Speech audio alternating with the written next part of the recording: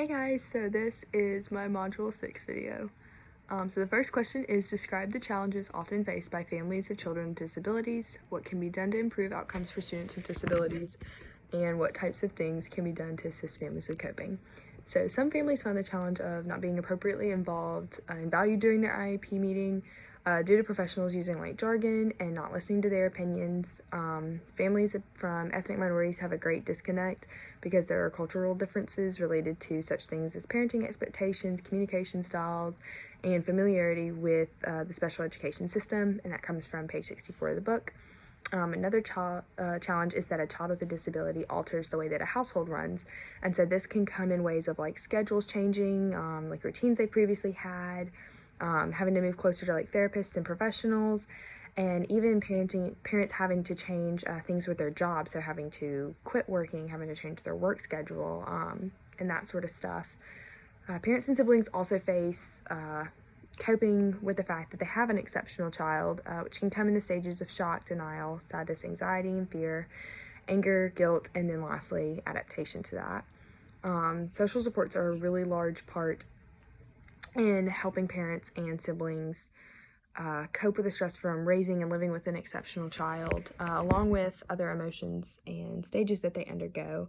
So it's crucial that they have a big support group from extended family, close friends, social support groups like church groups, and even close friends of the child as they age.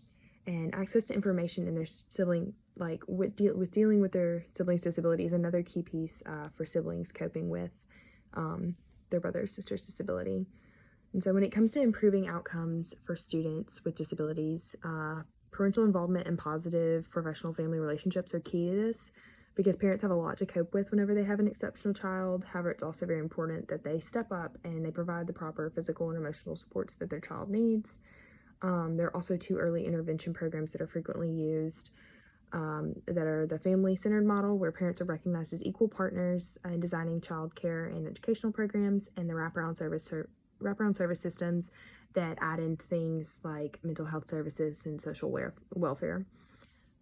So ensuring good family cohesion and meaning not too much or too little, and then families' adaptability is also key to improving their outcomes. So the next is briefly describe the procedural safeguards which are in place to protect students and their families. Procedural safeguards are protections designed to defend the rights of children with disabilities and their parents, and that comes from that PDF. These safeguards include the right to participate in IEP meetings, examine educational records, participate in complaints and due process hearings, the creation of IFSPs, confidentiality of information, and many other protections under the IDEA. Federal and state laws guarantee that a student with a disability has a full educational right to an FAPE. Prior written notice always has to be given when the LEA proposes or refuses to initiate or change the identification, evaluation, or educational placement of your child, or the provision of an FAPE, which also comes from the PDF. This notice has to be written in an understandable language to the general public and provided in their native language. Parents can give consent to evaluation, reevaluation, placement, and identification after they've been given proper written notice in their native language. And when giving consent, it has to accurately describe the actions that will be taken forward. And they're also, of course, allowed to retract their consent at any time because it's voluntary. So the next is describe the process that is available to parents who may disagree with the school district. Is this process something that both parties should utilize often, and why? So they have a big complaint and dispute resolution process set up.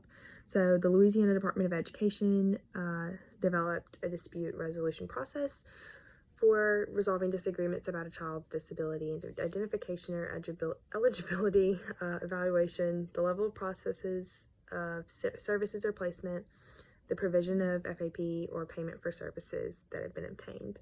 So IEP meeting facilitators is a non-adversarial dispute resolution method that's offered by the LDOE. To have a neutral IEP facilitator there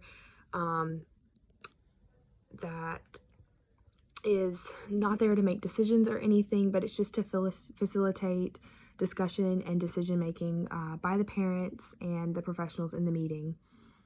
And either the parent or LEA can, of course, request this facilitation, but both parties have to agree for this to be done. And the process has to be initiated by request to the LDOE's legal division, and it's a free service. Mediation is also available to resolve disagreement between parents and the LEA. It's a way to resolve disagreements with the aid of an impartial third party that has been trained for conflict resolution.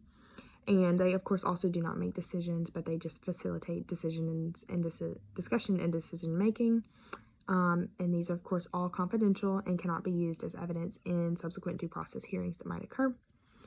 So these processes are something that both parties should utilize in the events of conflict and disagreement, because it's a way to bring in someone who's impartial that can aid in fixing the problems to ensure that the child receives the best care, resources, and services possible in order to achieve a good outcome for the student, which is, of course, the most important thing and the goal when evaluations and IEP meetings decisions are being made.